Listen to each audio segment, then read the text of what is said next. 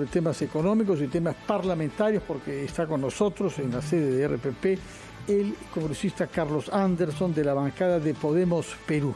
Y naturalmente el primer tema que queremos plantearle es su visión sobre el debate que hay en curso respecto a la solicitud de facultades delegadas hechas por el MEF para poder legislar ellos en materia tributaria, sobre todo, pero también en general económica, financiera y fiscal. Su opinión sobre esa solicitud.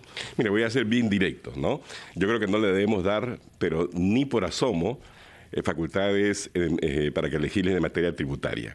Y voy a ser también muy claro por el por qué, ¿no?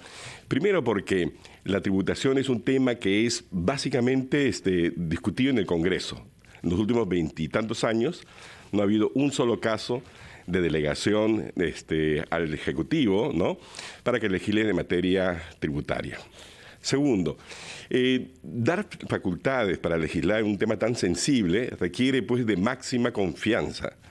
Y si algo no genera este gobierno, es confianza. Y si algo no me genera a mí particularmente, que soy un técnico también, ¿no?, es este equipo económico no me genera ninguna confianza. ¿Y aquí por qué? Porque tenemos un equipo económico, por ejemplo, que hasta ahora no toma el toro por las astas. Los verdaderos problemas del país están no en el tema, digamos, el tema de la tributación es un tema antiguo, es un tema que tiene que ser, por supuesto, tratado, discutido, porque es un sistema regresivo y tiene una serie de deficiencias, etcétera. Pero el nadie problema lo ha hecho. Hace años que se nos promete una reforma. Hace años. No ha habido nunca. Claro, pero no se puede hacer de la noche a la mañana, mal hecha, mal diseñada, en el momento peor, cuando lo que necesitamos es impulsar la economía. Porque este crecimiento, yo le pregunto a quien nos está escuchando, ¿no?, si siente que realmente hay un crecimiento de 12%. ¿Lo sienten? No. Hemos recuperado los 2, 3 millones de empleos que se han perdido. Las empresas, las microempresas, pequeñas empresas, ¿acaso no están todavía medias hundidas, endeudadas? ¿Acaso no es esa la situación? Entonces, lo que necesitamos es tomar el tema del empleo, reavivar, digamos, el espíritu empresarial, y todo eso se hace a partir de la confianza y a partir también de programas específicos de parte del gobierno que no hemos visto. Lo único que hemos visto de parte del gobierno es la cosa más sencilla del mundo, que es repartir bonos, y bonos todavía mal diseñados, que le están llegando a gente que no digo que no los necesite, pero que en el contexto, ¿no?, son los menos adecuados, indicados para recibirlo, ¿no? Ese bono, por ejemplo, de 210 soles que originalmente era 70 y que ahora pues lo van a recibir todos los que tengan, que ganen menos de 2.000 soles, pero que están en el sector formal. Y sabemos que en el sector formal solamente hay 2 o 3 de cada 10 trabajadores. El resto... Ahora, cuando lo oye uno a hablar a usted, parece que todo se ha hecho mal en materia de la política económica, y sin embargo se ha presentado un presupuesto que ha sido aprobado por casi unanimidad. Sí, 14 votos sobre 116. No sé cómo votó usted. No, ¿Fue uno de los dos que se opuso o no? Hubo 2 votos contra. No voté. Y tampoco participé en la Comisión de Presupuestos, soy solamente un alterno, así que no tuve la oportunidad, digamos, realmente de poner mis puntos de vista contra los otros puntos de vista, pero sabemos que el presupuesto en el país es la expresión política, mejor dicho, la expresión económica de decisiones políticas. Y la decisión política, por supuesto, fue de alguna forma comprar voluntades. Sabemos que en el presupuesto pues se reparte todo tipo de recursos, ¿no?, a regiones, alcaldías, etcétera, y creo que ha habido mucho de esto. Entonces, pero se dijo, a propósito de lo que se está mencionando, que la deuda sería disparada, que el déficit iba a superar ampliamente el 3%, etcétera, y nada de eso se ha cumplido. El presupuesto permanece dentro de criterios macroeconómicos razonables. Eso es cierto, pero por una razón que no tiene nada que ver con el gobierno, sino porque la tributación sencillamente se ha ido, tributación minera, ¿no?, porque Dios es peruano y las minas son peruanas y el Perú produce cobre, níquel, oro, plata, y todo eso está volando en los precios internacionales. Entonces, sin mover un dedo, nos está llegando, por propia confesión del señor Franque, ¿no?, 3 veces la cantidad de impuestos, de tributos en materia de minería de los que se esperaba, ¿no? Entonces hay una abundancia, digamos, de recursos de esa naturaleza. Eso ha hecho que el déficit fiscal se reduzca de lo que se esperaba, ¿no? Pero para el próximo año, que es realmente lo importante, ¿no?, porque este año ya estaba jugado realmente, ¿no? Ellos han empezado a mitad de año, ¿no?, las cosas no se ven nada bien. todas las expectativas de crecimiento están siendo reducidas prácticamente todos los días por los analistas, ¿no? Crecer 2% en un país como el nuestro significa nada, porque todos los años, solamente por un tema demográfico, 300.000 jóvenes entran al mercado laboral. Entonces tenemos 2 millones más o menos de empleos perdidos que habría que recuperar, y eso tenemos que seguir añadiéndole. Y para poder generar por lo menos 300.000 empleos, pues necesitamos crecer a tasas superiores al 5%, que el Perú podría hacerlo si revirtiéramos lo fundamental, que es el tema de la confianza. Hoy día, la minera Nexa, por ejemplo, ha anunciado el cierre de sus operaciones, a esto se le agrega a las otras. Por bloqueo de carretera, otra vez con las consecuencias que tiene eso, incluida sobre la refinería de Cajamarquilla. Exacto, ¿no? Es que sí, es porque no hay el imperio de la ley dejó de existir en el Perú, ¿no? Y porque además también el Ejecutivo, ¿no?, sigue dando todas estas señales contradictorias en general a la actividad privada, ¿no? Te quiero, no te quiero, ¿no? te voy a renegociar, no te voy a renegociar, y todos los días más o menos es lo mismo, y sin confianza no hay nada. Carlos Villarreal quiere preguntarle algo, señor. Este año, solamente para dar el dato, han salido del país 15.000 millones de dólares. No nos olvidemos de eso. Congresista, buenos días. ¿Qué tal? Buenos días. Tengo dos preguntas. En primer lugar, vinculada con el tema político. ¿Cuál es su opinión sobre esta moción de censura presentada contra la presidenta del Congreso, María del Carmen Alba, por el parlamentario Guillermo Bermejo? Esto a raíz de unas versiones que hay sobre declaraciones o expresiones que ha tenido María Carmen Alba en España, que irían en contra del gobierno del presidente Castillo. ¿Usted cree que tiene fundamento esta moción de censura? En lo absoluto. Esto es sencillamente, yo voy a decir las palabras como son, esto es una canallada. Además también tiene que ver con, es realmente ridículo que alguien que pertenece a un partido que, por ejemplo, invita abiertamente al señor Morales para que intervenga en la política nacional del Perú, donde el presidente, por ejemplo, llama al presidente de México y le dice, ayúdenme, vengan por acá. Es decir, invita a terceros a intervenir en la política nacional del Perú, se ven a rasgar las vestiduras aquí por algo que ha sido armado, ¿no?, con sus pares en España, porque así como aquí hay Perú Libre, en España hay un partido que se llama Podemos, que es de izquierda, ¿no?, de izquierda extrema, ¿sí? Y también hay los acompañantes, como Juntos por el Perú aquí, allá también hay otros acompañantes que se llama PSOE. Entonces, no es acompañante, es el partido mayoritario que tiene el gobierno. No es que sea acompañante. Bueno, entonces al revés. Es más bien lo inverso. Entonces al revés. Sí. Pero, a ver, para usted, ¿cuál es la real motivación de esta moción de censura de parte de la bancada de Perú Libre? Porque, bueno, la presenta Bermejo, pero la respaldan sus colegas de bancada. Sí, claro, esto es una gran cortina de humo, porque lo que tendríamos que estar discutiendo hoy día es la presencia del presidente, ¿no?, ante un fiscal, cosa que por supuesto ya lo han dicho, no, ya será para después, ¿verdad? Lo que tendríamos que estar discutiendo realmente es lo que ha pasado en Breña, algo para lo cual el presidente hasta ahora se niega a dar alguna respuesta. Lo que tendríamos que estar viendo es la lista de personas que fueron justamente a Breña, ¿no?, y que sencillamente después de las promesas de la primera ministra todavía seguimos esperando, ¿no? Entonces hay temas que son clarísimos, de sombras de corrupción alrededor del presidente, ¿no?, que están tratando pues de desviar la atención justamente con una cosa tan ridícula realmente como esta. Y otro tema que también quisiera preguntarle al congresista Anderson, sí, y tiene que ver con los proyectos aprobados en la Comisión de Educación sobre un retroceso de la reforma universitaria. ¿Cuál va a ser la posición de su bancada? Bueno, el líder de Podemos Perú tiene intereses con universidades no licenciadas, pero ¿cuál va a ser en este caso la opinión o el pronunciamiento de la bancada de Podemos Perú? Si es que van a respaldar estos proyectos que al parecer van en contra de la reforma universitaria. Le pido un minuto, por favor, porque tenemos que ir con los anunciantes y retornamos con su respuesta. Ampliación de noticias, conversando con el congresista Carlos Anderson de Podemos Perú. Le había preguntado, congresista, ¿cuál va a ser la posición de su bancada sobre estos proyectos aprobados en la Comisión de Educación que significarían un retroceso en la reforma universitaria y perjudicarían la labor que ha cumplido la SUNEDU hasta el momento? No sé si han tocado este tema, pero ¿qué nos puede informar? A ver, mira, para comenzar, el propio partido Podemos ha emitido, ¿no?, un comunicado en el que expresa su total y absoluto apoyo a la SUNEDU, ¿no? Además también ya en esos comunicados se deja claro que el señor José Luna ha decidido no perseguir, digamos, sus intereses en temas de universidades. Eso por el lado, digamos, del partido Podemos, ¿no? En cuya bancada yo me siento.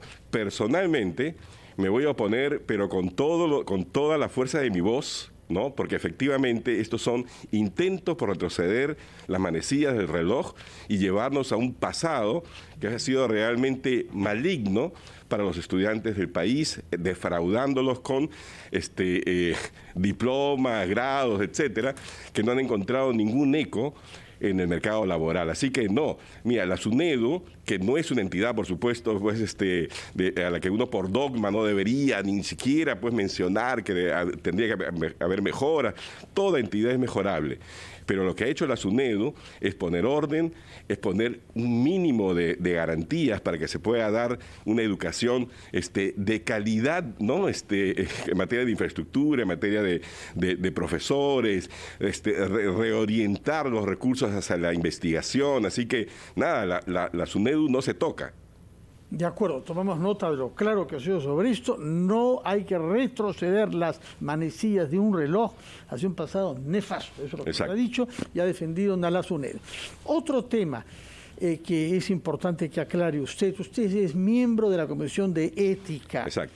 En esa comisión hace unos días se planteó el caso de un congresista al que se reprocha tener una denuncia hecha por su compañera o por su pareja, de haberla maltratado físicamente, y se decidió que no se investigase el caso, que no se investigase. Explíquenos qué pasó, por qué hubo ese voto que después hubo que corregir. Sí, definitivamente. Lo primero hay que decir que efectivamente ese voto ha sido corregido, se va a investigar en la Comisión de Ética. Pero, a ver, lo que sucedió es lo siguiente. En la Comisión de Ética, desafortunadamente, la información no llega con la anticipación que tendría que haber llegado, uno. Dos, el día que se presentaron los hechos por los técnicos, digamos, de la comisión, se presentaron, creo yo, de forma sesgada, porque la narrativa fue así de clara. Bueno, hay una denuncia contra este congresista, ¿no?, sobre hechos acaecidos 7 años atrás que han sido judicializados. Se recuerda a los señores congresistas que según el reglamento de la Comisión de Ética solamente se pueden ver casos de ética, ¿no?, relacionados con los congresistas durante el periodo de su mandato. Así que, por lo tanto, con esos elementos de juicio, ¿no?, evidentemente no había cómo votar en contra, ¿no? Perdón, congresista, en esa sesión también se hizo referencia a lo que se había conocido un día antes, inclusive, si mal no recuerdo, en un programa de televisión sobre presiones que habría ejercido este congresista a través de un tercero, un intermediario, a la señora que era víctima justamente de estas presiones. Eso no lo presentó la comisión, eso lo dijo una congresista, ¿no? Yo desafortunadamente no había visto el programa, ¿sí? Y de lo que se trata aquí es de haber establecido claramente por parte de la comisión lo que se llama el concepto de continuidad. Eso no fue claramente... ¿Pero no cree que hubo apresuramiento entonces a la hora de esa votación? ¿Debió conocerse toda la información mínima? Pero por supuesto, es un poco... ¿Por qué votaron? Sí, pero por supuesto, o sea, sí, con la poca información que había, esa era la única forma de votar. De hecho, a mí como me asquea el tema, ¿no? Yo dije, bueno, yo votaría aunque sea en abstención, porque no, es un tema realmente horrible, por más que haya sido 7 años atrás, que fue como la forma como se presentó el tema, ¿no? Así que ahora, la reconsideración se presentó haciendo correctamente, ¿no?, el vínculo entre los hechos del pasado y la continuación del comportamiento, que eso es lo que tendría que haber hecho desde un principio la comisión, y en ese sentido, por ejemplo, ha sido clarísimo entonces el resultado de la votación, donde ha habido todo. Lo que sí también creo que es importante, señor Villarreal, ¿no?, es evitar, digamos, los juicios, morales, de superioridad moral, que a veces se emiten, ¿no?, basados también en prejuicios. O sea, aquí, la verdad, pensar o decir, atacar, de que uno, por ejemplo, convalida, condona ese tipo de comportamiento que son totalmente pantalla absolutamente execrables, ¿no? Por haber tenido una votación, como lo acabo de decir yo, en estas condiciones, también es equivocado, ¿no? Yo no creo, sinceramente, que haya nadie que pueda, en su sano juicio, apoyar, condonar, blindar. Tampoco hubo eso, porque además también, por ejemplo, ¿yo qué le debo al fujimorismo? ¿Por qué tendría yo que blindar a alguien que ni conocí, que ni conozco? De la misma comisión hablaban de que nunca lo había visto al señor Cordero.